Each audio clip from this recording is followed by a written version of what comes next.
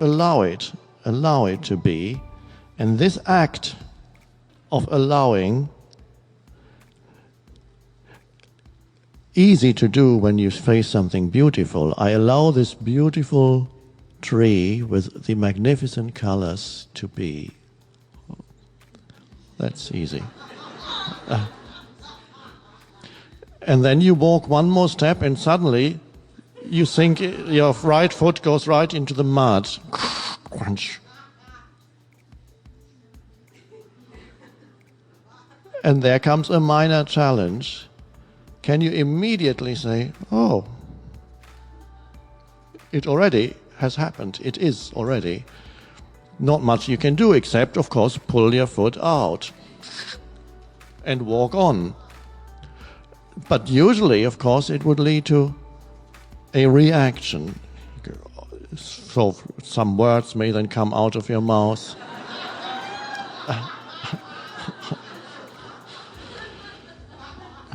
Contraction happens.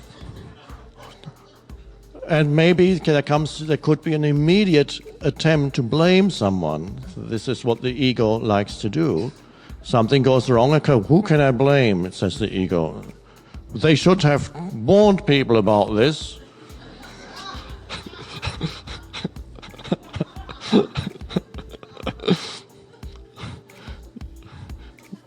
Or if you're in the States, then the favorite thing is go to a lawyer and sue them.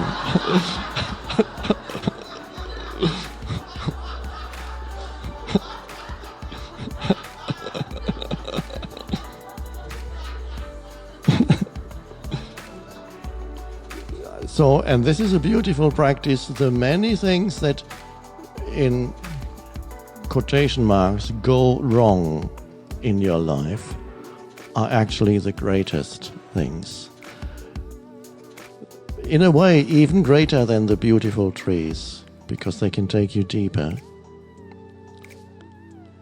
And so, to a large extent, the world is here for you to experience things going wrong.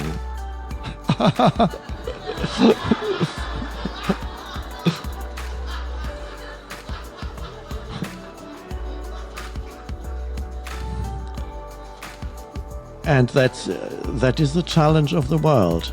And if you still think otherwise, you may have lived on this planet for 50, 60 or 70 years and still expect things not to go wrong.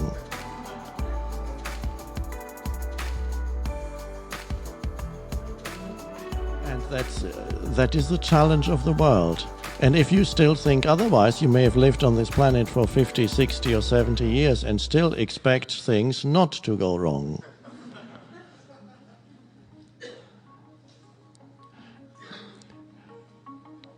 Now, the illusion that you can have things not going wrong, you can still live in that illusion if you live in an advanced, industrialized country, perhaps. Travel to India, and you can no longer live in the illusion that things around you are solid and that you are in control.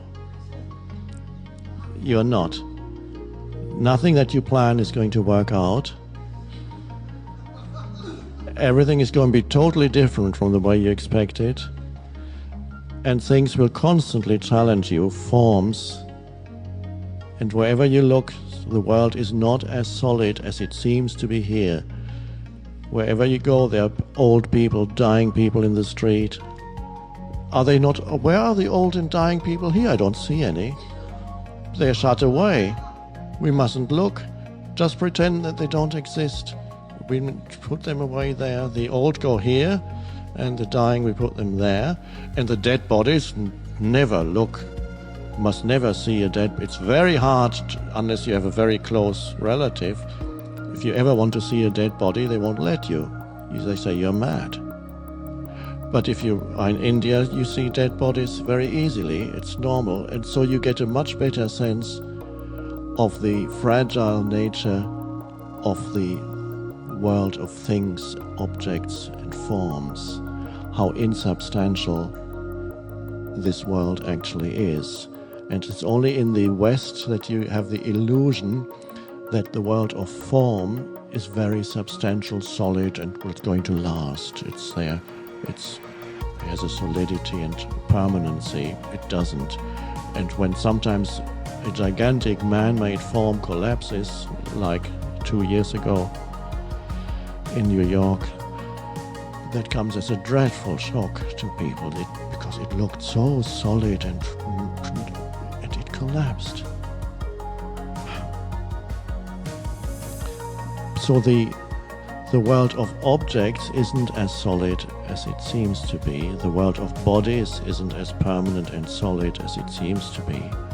It is very, very fragile, fleeting, insubstantial.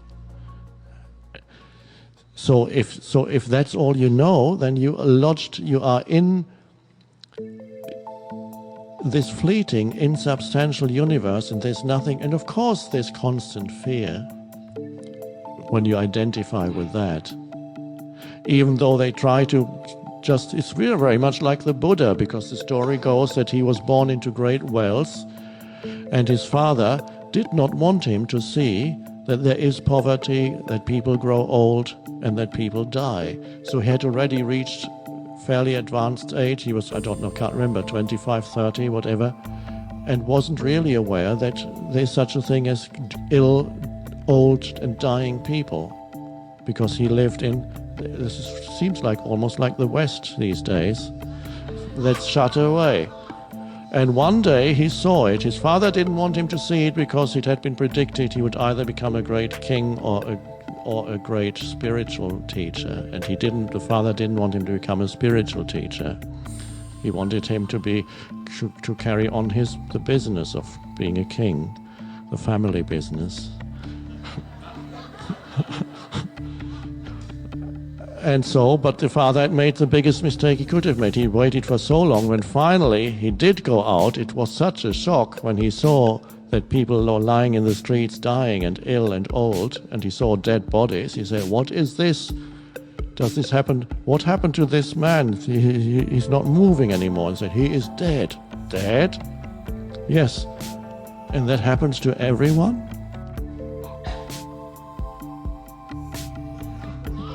And what's the point in anything? And soon later, he left everything behind.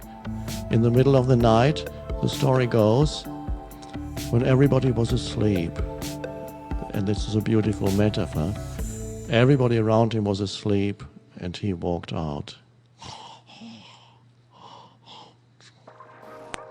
If that's all there is, so his search then was for that dimension. Is there something else to life than just that? And it lasted a few years. And he tried all the practices, tried to achieve a state of perfection. He got very good at all the practices, and yet they didn't take him to the realization of space consciousness. And one day he almost starved himself to death when he said, "I've had enough." This is my translation of the sutras again. He said, "Enough is enough. Give me some food." And they brought him some food. Most disciples left him. He said, "Oh, he's lost his way. He's eating again." And then he ate normally, and he sat under a tree. And suddenly something happened. All resistance collapsed. He was no longer looking for anything to happen. There was surrender to what is, not looking for some state anymore. And there it was.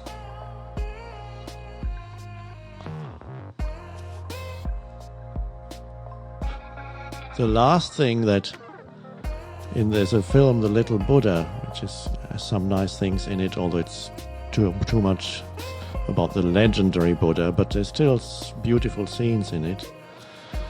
The last thing that disturbs him is when he's sitting under a tree and he sees his reflection in a little puddle of water. Self-reflection. And he sees his face in the little puddle of water next to him, and he's fascinated by that suddenly. And suddenly an arm comes out of this pool of water and tries to pull him down. And he frees himself, and then the reflection is gone. This is the last attempt by the ego to be there as an object in his consciousness, to see himself as someone, to remain there as an object in his consciousness, a mental object, to making himself into a mental, this is normal consciousness, making himself into a mental object and then have a relationship with it. I love myself.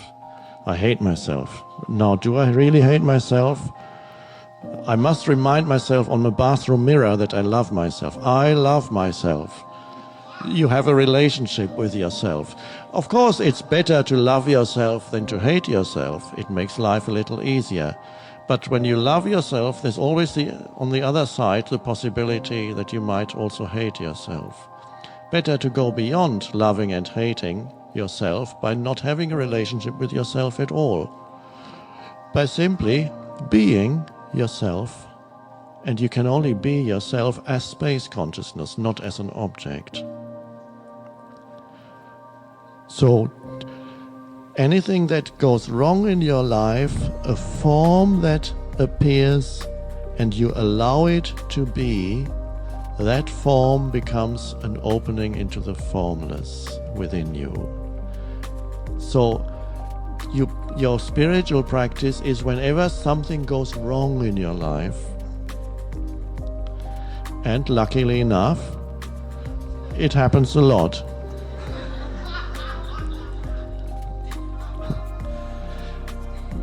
Not saying that you cannot improve your life. You can improve your life greatly. You can create a much better reality for yourself, which is nice. You can create through applying the power of thought and action and visualization. You can improve your life considerably. You can live in a bigger, more beautiful place,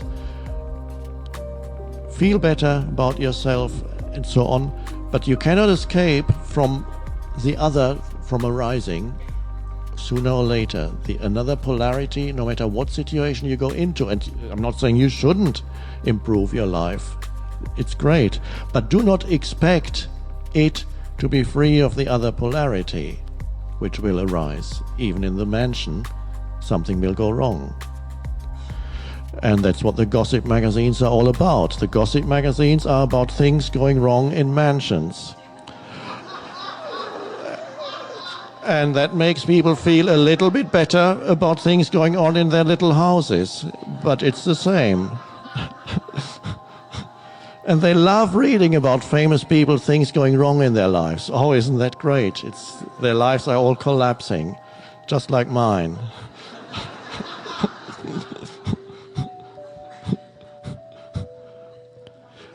So,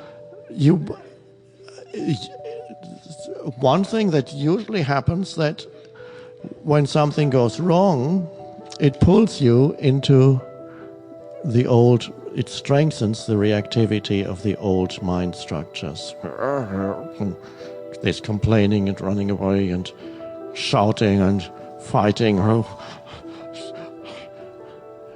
But there's the possibility, when you recognize the little thing, big thing, going wrong, so to speak, that it isn't really wrong, you work with it.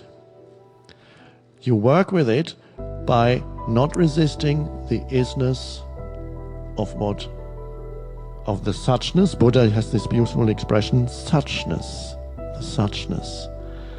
And you work with that rather than resisting it, allowing the suchness of what is right now, the form that this takes. And if the form that this takes should be a limitation, may seem a limitation on your sense of freedom, your freedom of movement, a limitation on what you want to do, a limitation on where you want to get to, and suddenly something rises up in front of you. A door, a wall. You're trying to go that way, and suddenly there's a closed door, metaphorically speaking, or literally speaking.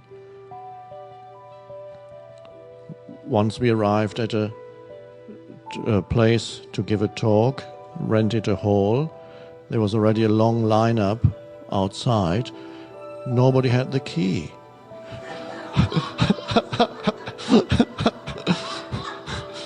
And there was nobody there. They had all gone home. So 200 people were lining up. Some were getting angry. I arrived. Can't get in. So you're actually faced with a wall. So what do you then start shouting? No, of course you take action. Can you call somebody? Maybe somebody somewhere has a key and maybe they can come. Okay, somebody did that, but in the meantime, here we are. What was there to do except to cooperate with that moment?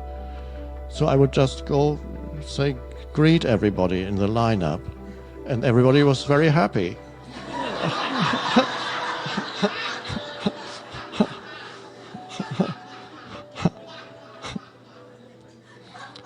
And almost by the time I reached the last person, somebody had arrived with a key, as if it had been planned.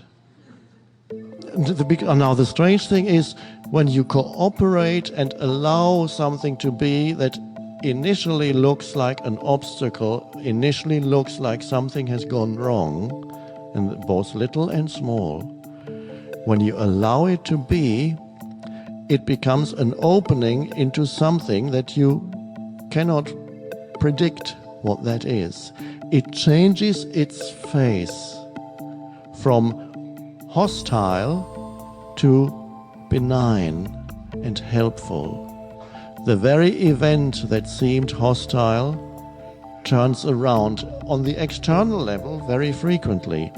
Even more importantly, on an inner level, the shift happens. But you cannot really separate what happens on the outside from what happens on the inside. The inner shift happens, and then the significance of that situation changes also.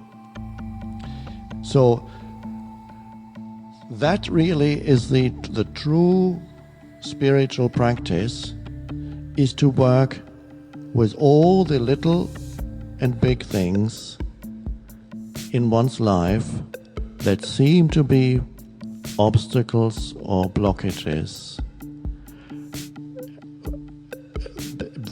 Whatever arises in the now, I'm not talking about some mental formations in the dream world of thinking. Actual obstacles, actual things going wrong, losing this, missing that, meeting somebody and it's the wrong time, it's the wrong place. And don't try to figure out why this has happened. It's very often, more often than not, it's impossible, because you may now think there must be a deeper reason why this has gone wrong.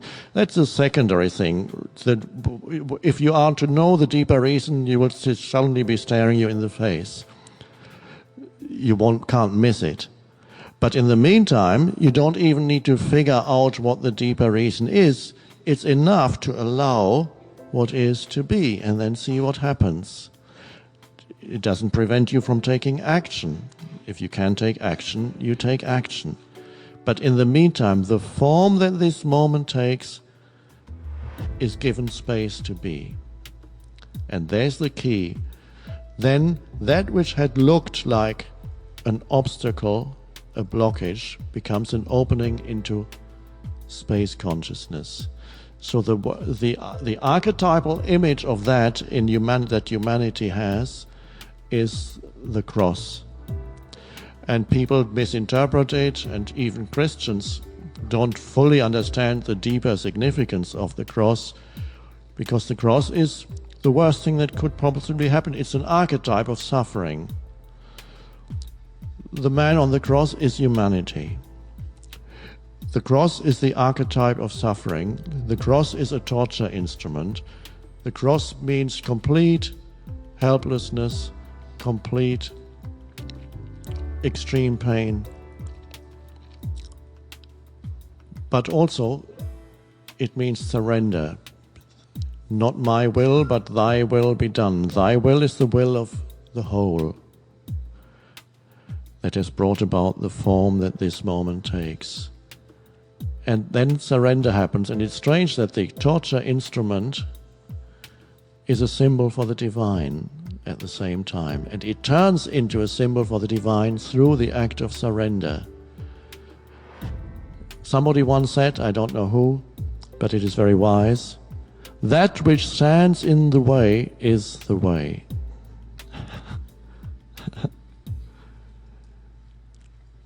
And I said in this book, Stillness Speaks, that which seemed to deny the existence of any transcendental dimension to life becomes an opening into that dimension. Because it sometimes happens that a serious illness, a dreadful disaster in your life, something going dreadfully wrong to someone close to you, it seems to deny any meaning. It destroys often people's belief. Christians sometimes come to me and said, I've lost my faith because this or that has happened to me, or to my wife, or to my children, my son. And I can't just, how could that happen? They don't realize that they were still at a childish stage in their faith. They had some deal with God. If I do the right things, nothing bad. Okay, do we have a deal? I do all the right things, then nothing bad will happen. But that's not how the universe, because what they're saying is no form will ever dissolve in my life. I will not encounter death or the accidental dissolving of some form. And so they came, and it was good that they lost their faith, because then they went deeper. After losing their faith, they realized that that level of faith was childish, although for a while it helped them, and then it didn't work anymore.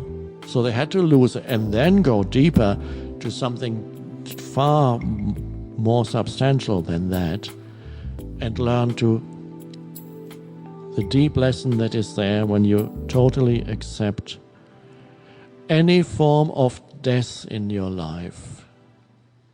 Because very often it is that something dissolves, something leaves you, comes to an end, and it looks bad. And then you allow it to be. Now, you may not be able to allow it to be immediately. The pain that you feel, the emotional pain, may be there, and there's nothing you can do. You weep. But then you allow that to be. It does not matter where you begin to allow what is to be. Ideally, you allow the form that this moment to be as it is totally, and so there's no rising of any pain. But that is not always possible yet for humans. So sometimes an event like the death of somebody close to you, the death of a parent, the death of a sibling, or even more hard, more difficult, the death of a child, it happens.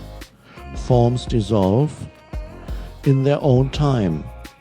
There's no predicting when a life form, the form will dissolve. And so pain will come. You may weep, and you may experience that's the sadness. And there you can allow that to be, so that it comes to be space around what you feel. There's a deep allowing of the sadness that you feel. And then there's space around it. And that's how you may feel that the sadness, underneath it, you've already touched the peace underneath the sadness. It's already there. But you have to allow the sadness, not saying, I shouldn't be feeling sad, I should be feeling peace. I shouldn't be feeling sad, I should be allowing this moment. No, but that's not the fact of this moment. The fact of this moment is what you feel at this moment. So the yes to what is, the primary yes is to whatever arises. The secondary yes is the yes to whatever you feel about that which arises. In a smaller example, you're on the road, the car breaks down, a little thing goes wrong, depending what country you're in. In some country your life may be threatened if you get stranded by the road, or in some big city in North America too, in some parts of big cities. But so it could be a big thing or a relatively small thing. And again, you may succeed in this not so big event to say, that's how it is. And then you face it completely and say, okay, what action can I take? You become still, and then action happens. But it's possible also that you look at the engine and you go, oh, but no, this is not again. And suddenly you become conscious of what you feel, the anger that arises. And then you go, and what can you do? You have to, it is what is. At this moment there's anger. And then comes the secondary allowing. You allow the inner, what is on the inner, you give that space. Because the amazing thing is, whatever emotion is passing through your system, there's always far more space than the emotion. You just have to find it. There's a vast spaciousness in you that is greater than any emotion, that can hold any emotion and allow it to be. It's there. So there's suddenly some space around the anger. You've stepped back from the anger into space. There's always more space than things in space.